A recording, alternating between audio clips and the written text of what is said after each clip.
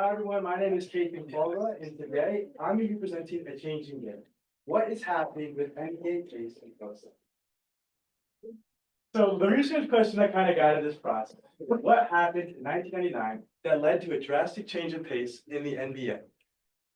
As you can see, in the 20 years prior to 1999, from 79 to 99, pace, field goal attempts, and points have steadily decreased. But this year was a hinge year for the NBA, and play style completely changed. And in the 26 years since then, you can see that all three of those stats once again increased. So what happened? I had a couple of different theories, but this is one of the ones I wanted to show you guys.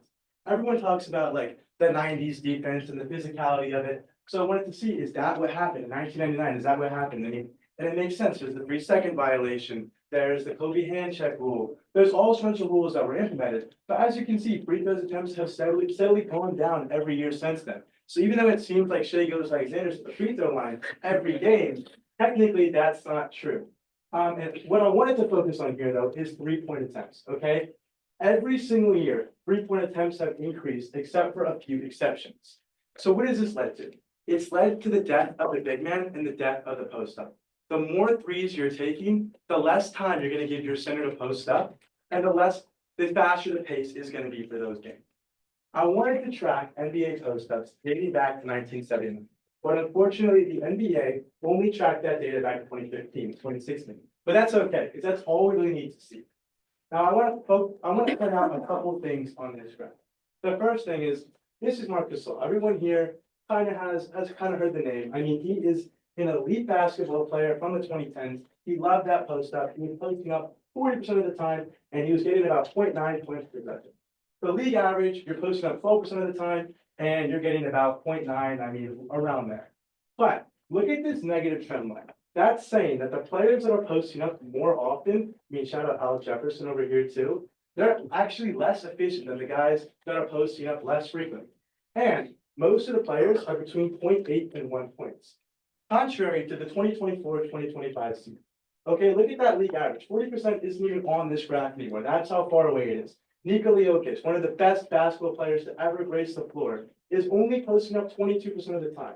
And look, he's more efficient than Marc Gasol. He's more efficient than all the guys in 2015, 2016. The post-up has gotten so much more efficient, even though the frequency has decreased. And look at this positive trend line. These guys that are posting up the most are so much more efficient than the guys that are posting up a little bit. That is massive. But why is this the case? Why is, even though the frequency, or even though the points per possession is getting more and more efficient, why is the frequency going down? Well, it has to do with analytics. Look at 2015, okay? 0.907 points per possession in the paint is equal to a 30% three-point shooter. 9 years later, you're at, around 1 point per possession. That's still a 33% three-point shooter. That's equivalent to a Julius Randle 3. Now, I don't know if you guys know this, but Julius Randle is number 150 in the NBA in three-point percentage this year. So if you're an NBA coach or an NBA GM, you're thinking, okay, we can either have a league average guy post up, any one of the players on the roster, or we can have Julius Randle shoot a three. What are you going to pick? You're going to pick any of the other guys above Julius Randle to shoot that three, and you're not going to post up at all. So why did this happen in 1998, 1999? It has to do with the collective bargaining agreement being signed. Okay, prior to this, a player could earn literally, you could pay a player as much as you wanted. This brought in the max and the super max that we know today. And this heavily benefited the mid and lower level players because teams had to actually think about how they were going to build their teams. Were they going to pay Shaq, $100 million and say, just go to work? Or were they going to say, okay, well, maybe we can get, 2 wings and a guard. We can get versatile players. And for a center that can't shoot, that can't dribble, that can't play make, that can't defend in space, you're like, wait a minute, why are we paying these guys? We're going to pay versatile players. And the thing that they can do more than anyone is shoot. But the impact of this has been absolutely ridiculous. From 1979 to 1999, in that 20-year period, 16 centers were taken number 1 overall. Now, I picked number 1 overall for one reason, and that's because oftentimes you're number 1 overall, you're going to pick the best player available. You're not like drafting for positional needs. Okay. Since 1999, only 10 centers have been taken number overall. And look at the type of guys you're taking. It's Victor Wembanyama. It's Karl Anthony Towns. These aren't your Shaqs or your Hakeem Olajuwons. These are guys that are shooting threes. and I ran, this is just a two proportion Z test to see if there was like an actual difference there. There is. The odds of this happening naturally are 0.003. That's next to nothing. There's clearly something that happened in 1999 that led to this. But I'm a firm believer that this is an overreaction. I am a Sixers fan, meaning I hate the Celtics. The Celtics are exhibit A of everything that's wrong with the NBA.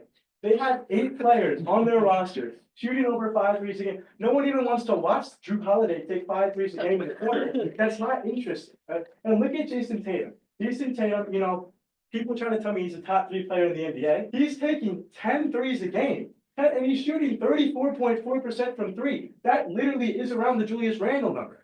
And I don't understand why this is, and the reason this is happening is because teams are like, why not? Why wouldn't he shoot it 10 times? I mean, nothing bad can happen. Even Kristaps Porzingis. I mean, he's shooting 40% from 3 on 6 threes a game, but he's not posting up.